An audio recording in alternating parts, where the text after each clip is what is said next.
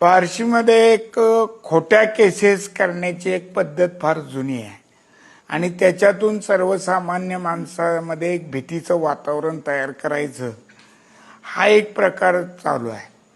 माझी पोलिसांनाही विनंती आहे की आता हे आमचे सगळेजण उमेदवार हे सत्ताधारी पक्षाचे असलेलेच उमेदवार आहेत, त्यामुळं त्यांचा आता सरकारमध्ये सहभाग आहे, ते सरकारमधल्या पक्षाचे कार्यकर्ते आहेत, हे लक्षात ठेवून कुणाचाही राजकीय हस्तक्षेप अशा चुकीच्या पद्धतीनं होऊ नये याची दक्षता अधिकाऱ्यांनी घ्यावी।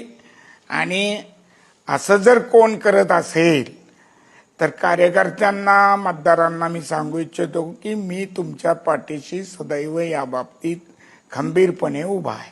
आता या निवडणुकीच्या पार्श्वभूमीवर एक नवीन प्रकार, कुणाला तरी हुक लावून कुणाला तरी त्याच्या व्यवसायात पुढे अडचण आम्ही करू म्हणून गावोगावी अशा अडचणीत